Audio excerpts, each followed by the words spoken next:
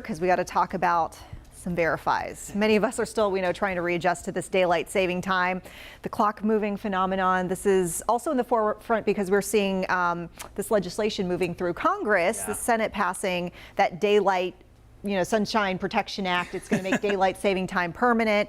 A lot of people have opinions about this, and we're seeing a lot of, I guess, misconceptions, you might say, online. Yeah, and I think it's funny because the title of the passage, the Sunshine Protection Act, kind of gives you the perception that we're actually adding daylight.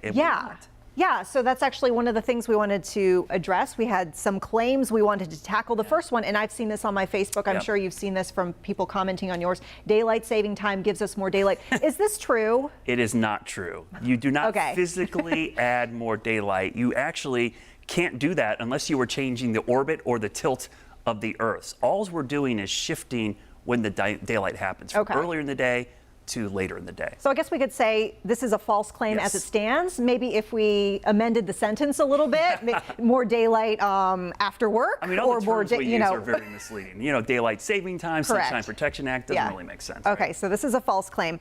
So our next one is about, actually the name itself, daylight saving time versus standard time. And so this was something where we were talking about this yesterday.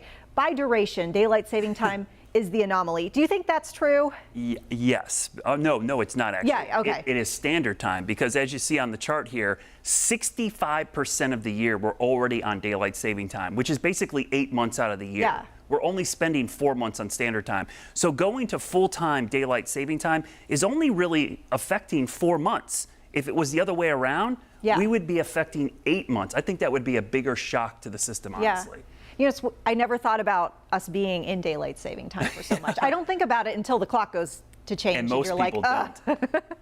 Okay, so our final claim here that we're seeing has to do with energy savings. And this harkens back to the start of daylight saving time and how we're saving energy. And this is kind of the whole reason why we started this.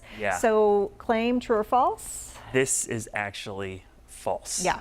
Because we don't. There is a little bit of savings, Vanessa, but it's like, depending on the study you look, it's about 1 to 3%. That's kind of a wash. Yeah. Is it really worth changing all this for 1 to 3%?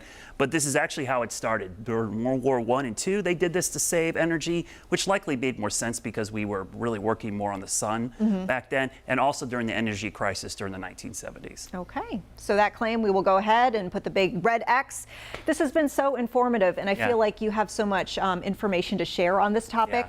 Folks can actually check that out online. I was reading over your article that you put on our website, WCNC.com, and that was super informative. Yeah, there's a cool tool on there you got to check out. It basically will let you know if you want this or don't want this based on the way you kind of live your organize life. Your day. Yeah, absolutely. And it's really personal preference in my opinion.